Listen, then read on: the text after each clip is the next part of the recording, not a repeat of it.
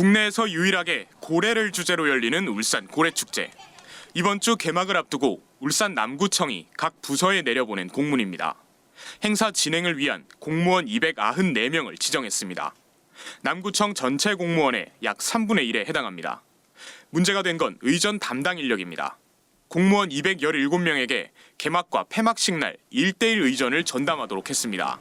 의전 대상에는 울산시장과 지역 국회의원은 물론 지역 향후회와 상인회, 합창단 회장까지 포함됐습니다. 임신, 출산 예정 등 의전 수행이 어려운 경우에는 대직자를 정하라고 통보했습니다. 전국적으로도 이렇게 하는 데는 없는 걸로 알고 있고, 더 문제는 근무 시간 외에 휴일 근무를 강요하는 부분이고, 1대1 의전 방침이 알려지자 시대착오적이다, 보여주기식 행사에 공무원만 희생한다는 내부 비판이 쏟아졌습니다. 한 구청 공무원은 공무원 탈출은 지능순이라는 말까지 나오는 등 자괴감을 느끼는 동료들이 많다고 털어놨습니다. 논란이 커지자 구청 측은 원활한 행사 진행을 위한 조치였다며 1대1 의전은 하지 않기로 했습니다. 필요하신 분들이 있으면 저희가 이제 직원이 만나서 이제 도움 드리고 이 정도인데. 남구청은 지난 6월 열린 수국축제에서도 공무원들에게 1대1 의전을 지시했다가 내부 반발로 취소했습니다. KBS 뉴스 김옥천입니다. 경기도 수원시 한 주민복지센터에서 일하는 한 공무원의 일과 중에 하나가 폐 건전지함을 뒤지는 것이다라는 보도가 났는데 공무원들이 왜 여길 뒤지고 있습니까? 수원시 환경국에 따르면 2025년 시의 주민 1인당 재활용 가능 자원 분리수거 목표량이 폐전지 205톤, 종이팩 100톤, 투명 페트병 950톤에 이릅니다. 전국 기초 지자체 중에 수원이 가장 인구가 많은 지자체인 만큼 목표치도 가장 큽니다. 이에 따라서 나름 주민들도 분리수거를 실시하고 있고 수거 대행업체가 분리수거물을 수거해 가고 있는데 정부 합동평가에서 수원시가 번번이 목표 달성을 하지 못하고 있다고 합니다. 이에 따라 수원시 일선 공무원들이 울며 겨자 먹기로 이 목표치를 채우기 위해서 인접 지자체 등을 돌아다니면서 폐 자원을 수거하고 있다는 것입니다. 아, 그거 할당 목표치 채우려고 폐 건전지함을 일일이 찾아다니면서 수거하고 있다. 그렇습니다. 이거 공무원분들 좀 불만 목소리가 만만치 않을 것 같은데 어떤가요? 특히 지난 11일에 품목별 수거량 20% 상향 공문이 하달되자 수원시 공무원들 분노가 극에 달했습니다. 수원시 공무원 노조가 운영하는 익명 게시판에는 부시장 관심 높은 사항이라는데 단순 목표치를 높이는 게 무슨 소용이냐. 나 때도 옆동까지 넘어가서 수거하고 화성 용인까지 넘어가서 가져오던 일이 있었는데 이게 아직도 해결이 안 됐냐.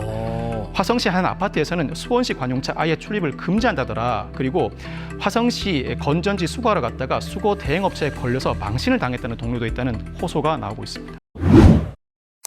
전공의 파업이 한창이던 지난해 2월, 양산시 보건소에서 근무하던 4년차 김모 주무관이 숨졌습니다.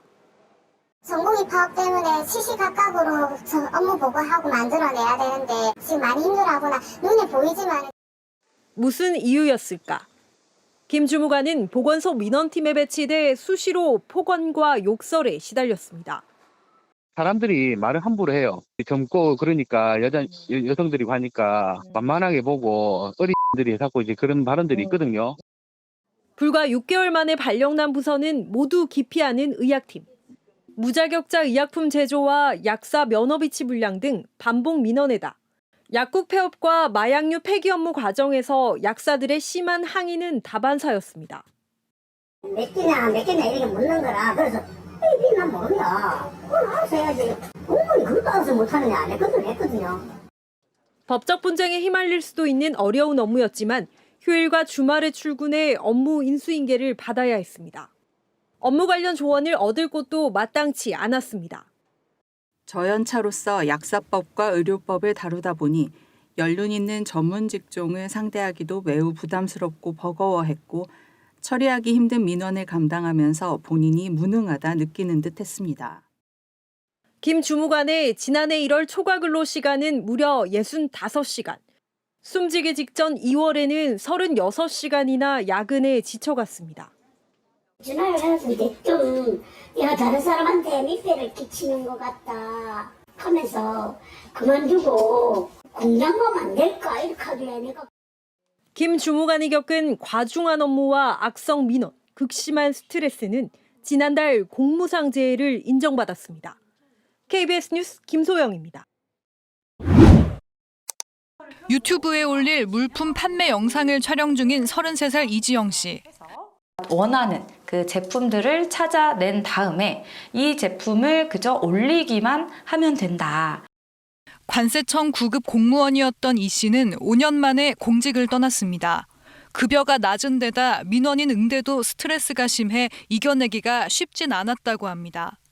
월급이 너무 작았어요. 제가 제일 적게 받았을 때 170을 받았는데 그때 이제 월세만 해도 50만 원 이렇게 나갔었거든요. 저를 엄청 이제 깔보는 듯한 이런 말들을 처음 저도 직접적으로 들은 거예요. 자존감이 깎이는 이런 것들을 해야 될까?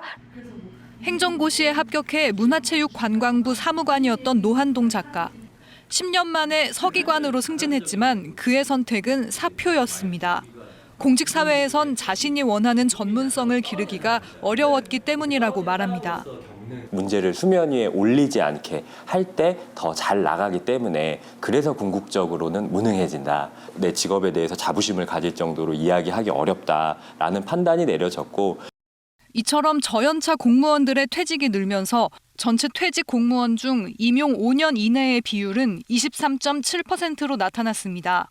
4년 새 6.6%포인트 증가한 겁니다. 이에 자치단체들은 특별 휴가와 복지 포인트 추가 제공, 선배들과의 소통 등 앞다퉈 대책을 내놓고 있습니다. 가장 중요한 것은 조직 문화예요. 조금 더 편안하게 일할 수 있고 또 실패를 좀 용인할 수 있고 무엇보다 내가 하루를 일하던 뭐 일주일을 일하던 1년을 일하던 그 기간 동안 내가 뭔가 성장한다라고 하는 느낌을 받아야 돼요. 정부도 업무에도 AI를 적극 도입하고 이직 사유 1위로 꼽힌 보수를 9년 만에 최대 폭인 3.5% 올리기로 하는 등 MZ 공무원 잡기에 안간힘을 쓰고 있습니다. KBS 뉴스 김영은입니다.